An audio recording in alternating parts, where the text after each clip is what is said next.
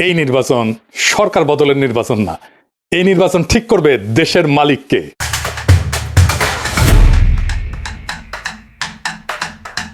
11 দলের নির্বাচনে ঐক্য হয়েছে, আলহামদুলিল্লাহ। এইটা আরো ভালোভাবে হইতে পারতো, কিন্তু হয় নাই। যাই হোক, অসুবিধা নাই। এই জোটকে এখন বিজয় হইতে হবে। বিজয় হইতে পারলে এটা বাংলাদেশের গেম চেঞ্জার হবে, ইতিহাস বদলায় যাবে, বাংলাদেশের রাজনীতি বদল হয়ে যাবে চিরজীবনের জন্য। বাংলাদেশের মানুষ সত্যিকারের আজাদি পাবে। 11 দলের নির্বাচনে ঐক্য জিতে যাবে, হ্যাঁ জিতে যাবে। এইটা কওয়া যেতে পারে পিস অফ কেক, আপোষে ঘটতে পারে যদি তারা রাইট স্ট্র্যাটেজি নিয়ে মাঠে থাকতে পারে। আর মাত্র 3টা সপ্তাহ। নতুন বাংলাদেশের দিশা দেখাইতে হইলে আপনার একদম নতুন স্ট্র্যাটেজি নিয়ে আগাইতে হবে। আমার স্ট্র্যাটেজি কলে ফুল প্রুফ, বন্দুকের গুল্লি মিস হইতে পারে, আমার স্ট্র্যাটেজি মিস হবে না। কিন্তু মুশকিলটা হইতেছে আমি যেহেতু জোটের কেউ না, আমি তো হরিদাস পাল, তাই আমার এই ইউটিউব বানাই কইতে হইতেছে যে কেমনে এই স্ট্র্যাটেজিটা ইমপ্লিমেন্ট করবে। তাতে একটা মুশকিল আছে, এটা তো যায় না যাবে প্রতিপক্ষ। আসলে প্রতিপক্ষ যায় না যায় বা বুঝা যায় আপনি কোন স্ট্র্যাটেজি নিতেছেন, এটা প্রতিপক্ষের বুঝতে তো সময় লাগবে না, তাই না? একেবারে বেকুব না হইলে। তাই এই স্ট্র্যাটেজি কয়া দিলেও অসুবিধা নাই। 11 দলীয় জোট এটা যদি অনুসরণ করে ভালো, না করলেও সমস্যা নাই। অনেকে শিখা যাবেন কেমনে জাতীয় ইলেকশনে জিতে আসতে হয়। নির্বাচন আসলে অগলের মাথায় আসে একটা নির্বাচনে ইস্তেহার বানাইতে হবে, লেখা লাগবি। 2018 সালের ইলেকশনে তখন ঐক্যফ্রন্টের ইলেকশন কাজ করতেছি লুকায় থেকে, মানে আন্ডারগ্রাউন্ডে থেকে। আমি ঐক্যফ্রন্টের বুঝাইতে পারলাম না যে ইস্তেহার একটা ভুয়া জিনিস। ইস্তেহার আপনারে ইলেকশনে জেতায় না, জেতায় অন্য কিছু। এই ভূখণ্ডের রাজনৈতিক ইতিহাসে 2টা নির্বাচন ফেনোমেনাল হয়েছে। একটা 70-এর নির্বাচন আর 91 নির্বাচন। একটা মুজিব জিতছিল আর এটা জিতছিল খালেদা জিয়া। মুজিবের 70-এর নির্বাচনে জিতাইছিল কি কন্ত 6 দফা স্বায়ত্ত শাসন, তাই না? 91 খালেদা জিয়া জিতাইছিল কি? উনার একটাই কথা, ওদের হাতে গোলামির জিনজির, আমাদের হাতে স্বাধীনতার পতাকা। এই কথাটা, এই যে 6 দফা আর স্বাধীনতার পতাকা, এটা কি নির্বাচনী ইস্তেহারে লেখা ছিল? না, লেখা ছিল না। তাহলে এটা কি যা এত সিম্পল, এত ছোট, অথচ এত পাওয়ারফুল? কি এটা? এটা হইতেছে স্ট্র্যাটেজিক ডক্ট্রিন। নতুন কথা মনে হইতেছে আগামী নির্বাচনে 11 দলের স্ট্র্যাটেজিক ডক্ট্রিন লাগবে একটা, যদি জিততে চায়। আজকাল আলাপ সেই স্ট্র্যাটেজিক ডক্ট্রিন নিয়ে আসেন। আগে বুঝে নিই কেন স্ট্র্যাটেজিক ডক্ট্রিন ইস্তেহারের চাইতে অনেক বেশি গুরুত্বপূর্ণ। আর স্ট্র্যাটেজিক ডক্ট্রিন আসলে কি, এর হাতি না ঘোড়া? আসেন আল্লাহর নামে শুরু করি। ইস্তেহার হইতেছে নির্বাচনের আগে দেওয়া প্রতিশ্রুতির তালিকা, কি কি করা হবে তার ঘোষণা, মূলত ভবিষ্যৎ নির্ভর। আর স্ট্র্যাটেজিক ডক্ট্রিন হইতেছে রাজনীতিকে দেখার দৃষ্টিভঙ্গি, ক্ষমতার উৎসকে সেটা নির্ধারণ করা, রাষ্ট্র কার জন্য তার স্থায়ী উত্তর একটা স্ট্র্যাটেজিক ডক্ট্রিন। ইস্তেহার বলে কি করব, ডক্ট্রিন বলে কেন করব আর কার জন্য করব। মানুষ এই সমস্ত ইস্তার ফিস্তার বিশ্বাস করে না, পড়েও না। রাজনৈতিক দলের কর্মীরাও পড়ে না, কারণ সারা দুনিয়ার বাস্তবতা হইতেছে প্রায় সব দলই একই প্রতিশ্রুতি দেয়। চাকরি দেব, বেকারত্ব কমাবো, দাম কমাবো, দুর্নীতি কমাবো, কিন্তু মানুষ জানে এগুলো ভুয়া, কিছুই হবে না, কিছুই পূরণ হবে না। ফলে ভোটাররা এই সমস্তকে পাত্তা দেয় না। কিন্তু ডক্ট্রিন ইস্তেহারের এই সীমাবদ্ধতা ভেঙে ফেলে। ইস্তেহার যাচাই হয় ক্ষমতা গেলে, ক্ষমতা যে সে করলো কিনা। আমি কিন্তু আওয়ামী লীগের ইস্তেহার নিয়ে বেশ কয়েকটা এপিসোড করছি যে ওরা কোনোটাই কিছু করে নাই, বাস্তবায়ন করে নাই। কিন্তু ডক্ট্রিন যাচাই হয় ভোট দেওয়ার আগেই। ডক্ট্রিন মানুষকে প্রশ্ন করায়, আমি কি এই ডক্ট্রিনের মধ্যে নিজেকে দেখতে পাই? এই দল আসলে আমাকে কি মনে করে? মানুষ ইস্তেহার বিশ্বাস না করলেও ডক্ট্রিনকে চিনতে পারে। ইস্তেহার হয় পরিস্থিতি নির্ভর, আর ডক্ট্রিন সময় স্বাধীন। জিনিসপত্র দাম বাড়লে ইস্তেহার বদলাবে, যুদ্ধ হইলে ইস্তেহার বদলাবে, কিন্তু ডক্ট্রিন বলে যে পরিস্থিতি আসুক ক্ষমতার কেন্দ্রটা বদলাবে না, ভোটাররা তাতে নিরাপত্তা পায়। ইতিহাস বলে যে দল ডক্ট্রিনে যেতে সে নির্বাচনে যেতে। নির্বাচনের মাঠে ডক্ট্রিন কি করে? 1 নাম্বার, ভোটকে একটা ডিল থেকে ঘোষণা বানায় দেয়। ইস্তেহার, আমি ভোট দিচ্ছি কারণ তুমি দিবা আমার, তাই তো? আর ডক্ট্রিন বলে আমি ভোট দিচ্ছি কারণ আমি জানি ও আমি কে তার কাছে। 2 নাম্বার, প্রতিপক্ষের কথা কেউ নিজের করে নেয়। তার প্রতিপক্ষ যত কথা বলবে আমাদের ফ্রেমে বলবে, এটাই ডক্ট্রিন ঠিক করে। এটা আমরা আগে পরে আরো বিস্তারিত বলবো। ডক্ট্রিন ঠিক হলে ইস্তেহার তার বাইরে যেতে পারে না। ডক্ট্রিন ইস্তেহারের সীমা টেনে দেয়। আর মানুষের মনস্তত্ত্ব, মানুষ কি বিশ্বাস করে? মানুষ বিশ্বাস করে যে তাকে সম্মান দেয়, যে তাকে ছোট করে না, যে তাকে মর্যাদা দেয়, যে তাকে রাষ্ট্রের মালিক বানায়, তাকে বিশ্বাস করে। আর ইস্তেহার বলে আমি তোমার এটা দেবো। ডক্ট্রিন বলে আরে তুমি কি দেবো, তুমি তো মালিক। ডক্ট্রিন এটা বুঝায় দেয়। ইস্তেহার আপনাকে গ্রহীতা বা অনুগ্রহ প্রার্থী বানায়, ডক্ট্রিন আপনাকে মালিক বানায় দেয়। মালিক ভিক্ষার উপরে ভোট দেয় না। নির্বাচন তো প্রতিশ্রুতির প্রতিযোগিতা না, নির্বাচন দেশের মালিকানা নির্ধারণ করে। তাই ইস্তেহারের চেয়ে গুরুত্বপূর্ণ আমরা রাষ্ট্রকে, রাজনীতিকে, মানুষকে, জনগণকে, রাষ্ট্রের সাথে জনগণের সম্পর্ককে কিভাবে দেখি। নির্বাচনে মানুষ প্রতিশ্রুতিতে ভোট দেয় না, এটা বুঝতে হবে বাংলাদেশের পলিটিশিয়ানদেরকে। নিজের অবস্থানকে যে বুঝাই দিতে পারে তারে ভোট দেয়। আর যেই দল মানুষকে তার অবস্থান বুঝাই দেয় সেই দল ইস্তেহার ছাড়াই জয়ী হইতে পারে। ইস্তেহার, ডক্ট্রিন আসল জিনিস। তাইলে 11 দলীয় জোটের বিজয়ের লক্ষ্যে স্ট্র্যাটেজিক ডক্ট্রিন কি হইতে পারে? আগে দেখে নেই বিএনপির স্ট্র্যাটেজিক ডক্ট্রিন কি এই নির্বাচনে, বলতে পারবেন? এটা জানা দরকার, কারণ এই বিএনপির স্ট্র্যাটেজিক ডক্ট্রিনকে হারাইতে হবে। কি সেটা? সেটা হইতেছে সবার আগে বাংলাদেশ। আমার আগে আমরা, আমাদের আগে দেশ, সবার আগে বাংলাদেশ।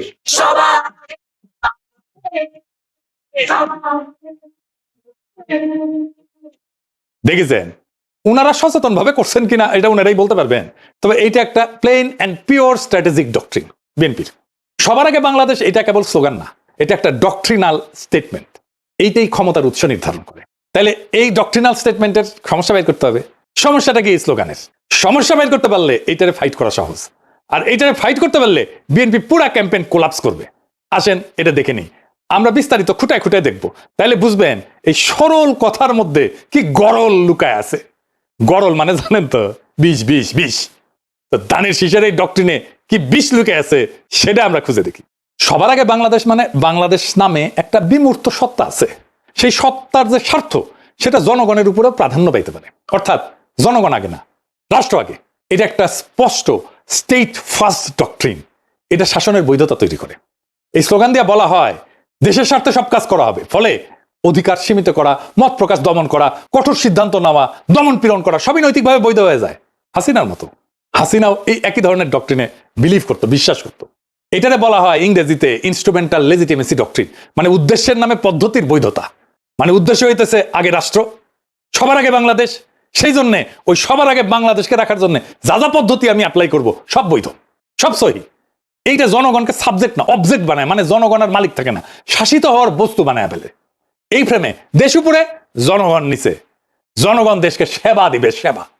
জনগণ এখানে রাষ্ট্রের মালিক না, রাষ্ট্রের উপকরণ। এইটাকে প্যাটার্নালিস্টিক ডক্ট্রিনও বলা যায়, মানে অভিভাবক সুলভ শাসন ডক্ট্রিন বা অভিভাবকত্ববাদী রাষ্ট্রনীতি। এটা মানে কি? রাষ্ট্র নিজেকে জনগণের অভিভাবক মনে করে, আর জনগণকে দেখে অপ্রাপ্ত বয়স্ক, বুঝে না, নতুন, অক্ষম হিসাবে।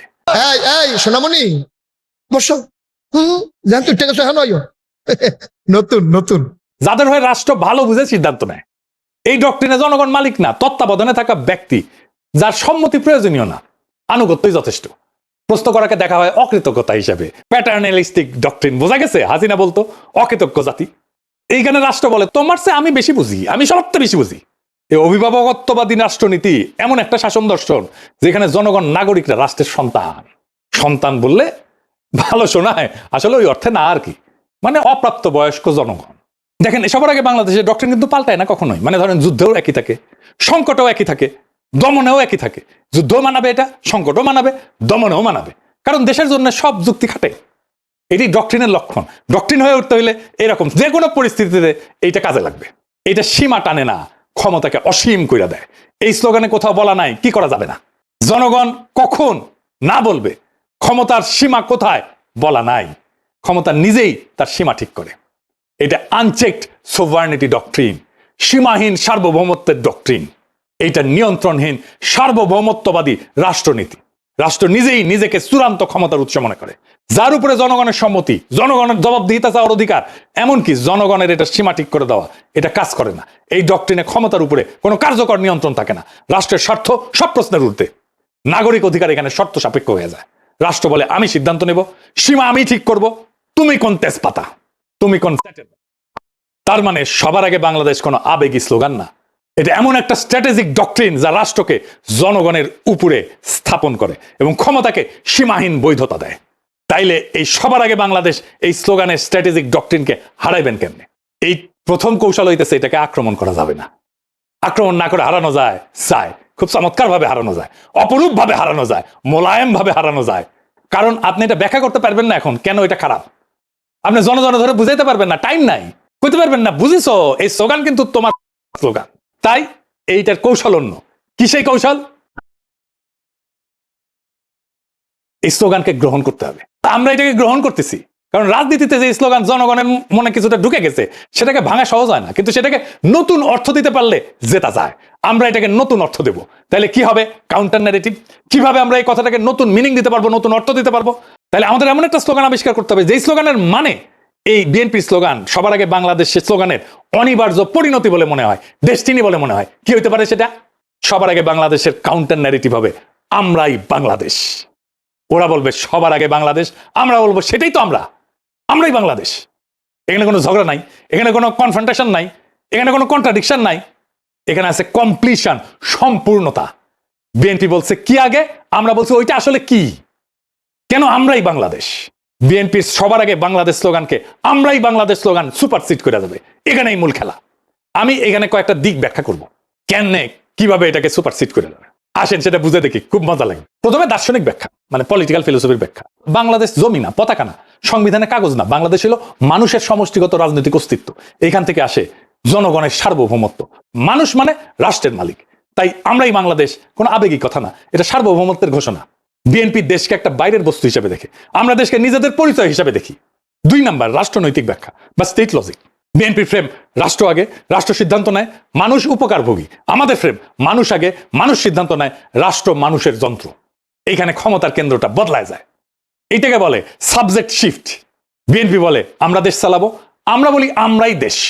এই অবস্থান থেকে কাউকে হারাইতে গেলে বলতে হয় তুমি দেশ না, এইটা তো সে বলতে পারবে না। রাজনীতিতে এর চেয়ে আত্মঘাতী কথা আর নাই। 3 নম্বর হইতেছে পলিটিক্যাল স্ট্র্যাটেজির ব্যাখ্যা।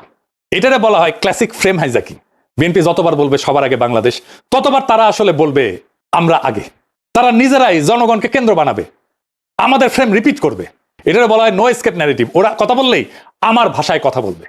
4 নম্বর হইতেছে মার্কেটিং ব্যাখ্যা, পলিটিক্যাল মার্কেটিং, মানে পণ্যের মার্কেটিং না। বিএনপির স্লোগান অ্যাবস্ট্রাক্ট প্রোডাক্ট সেন্ট্রিক, মানে মানুষ শুধু সমর্থন করে। আমাদের স্লোগান আইডেন্টিটি বেস, মানুষ নিজেকে এটার ভিতরে দেখতে পায়। মানুষ পোস্টারে লিখবে আমরাই বাংলাদেশ, কারণ এটা স্লোগান না, এটা সেলফ আইডেন্টিটি স্টেটমেন্ট। মানুষ যেটা নিজের পরিচয় মনে করে ওইটার সাথে বিশ্বাসঘাতকতা করে না। বোঝা গেছে? খুব সিম্পল 2টা শব্দ বিচ্ছ।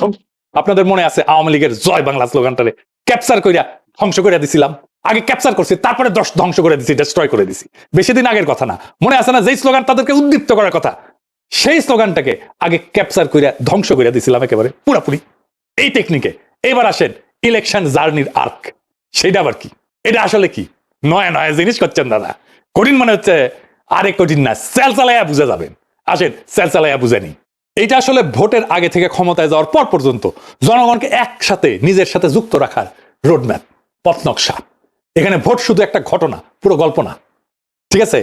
বর্তমান বাংলাদেশের বাস্তবতাটা কি? এটা কি জন অসন্তোষ এটা দিয়ে শুরু হয়? তা না, শুরু হয়েছে একটা হতাশা দিয়ে, গভীর হতাশা দিয়ে, একটা ভ্রম দিয়ে, একটা ভুল দিয়া। সব বদলাইছে মনে হয়, কিন্তু আসলে কিছু বদলায়নি। আগের বন্দোবস্ত, আগের রাষ্ট্রযন্ত্র, আগের ক্ষমতার ভাষা, আগের নিয়ন্ত্রণ সব ঠিক আছে, শুধু মুখ বদলাইছে, দল বদলাইছে। মানুষ স্পষ্ট দেখতেছে বিএনপি ধীরে ধীরে আওয়ামী লীগের আগের জায়গাগুলো নিচ্ছে, কাঠামো ভাঙতেছে না, দখল বদলাচ্ছে। সবচেয়ে গুরুত্বপূর্ণ বাস্তবতা হইতেছে তারেক রহমান তো নির্বাচিত প্রাইম মিনিস্টার না, কিন্তু তিনি ডিফ্যাক্টো দেশের প্রধান সিদ্ধান্ত কেন্দ্র। এখানে মানুষ বুঝে যায় সমস্যা ব্যক্তি না, সমস্যা হচ্ছে একই রাষ্ট্র একইভাবে চলে। এই উপলব্ধিটাই ইলেকশন জার্নির প্রকৃত শুরু। নির্বাচন শেষ না, নির্বাচন দিয়ে নাগরিক তার মালিকানা দখল করবে। এখানে ইলেকশন জার্নির আর্ক পূর্ণতা পায়। স্লোগান থেকে যাত্রা, এর প্রথম ফেজে কি হবে? পরিচয়কে জাগরিত করা। আমরাই বাংলাদেশ, এটা আমাদের পরিস্থিতিকে জাগ্রত করবে। এই পর্যায়ে প্রতিশ্রুতি কম, দর্শন বেশি। এর লক্ষ্য কি? মানুষ ভোটার না, মানুষকে বলা আপনি একটা পলিটিক্যাল এন্টিটি, রাজনৈতিক সত্তা। 2 নম্বর ফেজে কি? নৈতিক প্রশ্ন, মোরাল কোশ্চেনিং। এখানে প্রশ্ন উঠবে আমরাই যদি বাংলাদেশ হই তাহলে এত অন্যায় কেন, এত অবিচার কেন, এত বেইনসাফি কেন? এখান থেকে আসবে ইনসাফের প্রশ্ন। ইনসাফ মানে ভিক্ষা না, দয়া না, অধিকার ফেরত নেওয়া।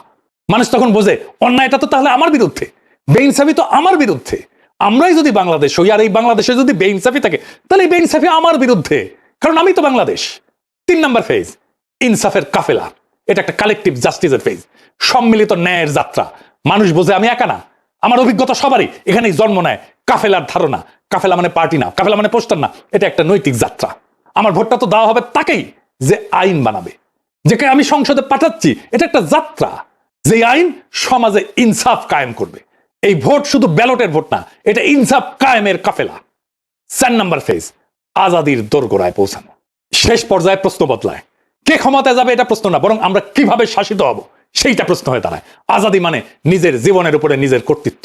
এখানে নির্বাচন ক্ষমতার উৎস না, এই নির্বাচন হইতেছে আজাদির দরজায় পৌঁছানোর মাধ্যম।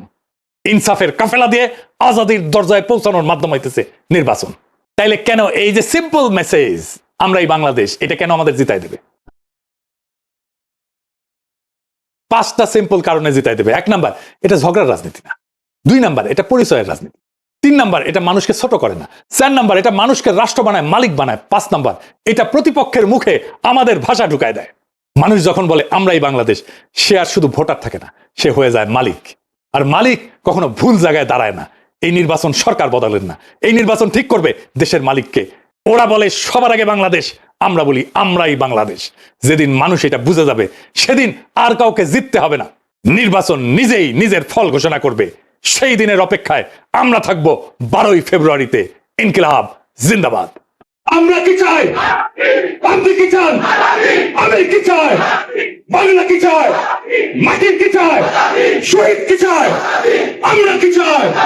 বাংলা কি চাই? 24 কি চাই? জুলাই কি চাই? আমরা কি চাই? ইনকিলাব কি চাই? বিপ্লব কি চাই? জনতা কি চাই? মাটির কি চাই? বাংলা কি চাই?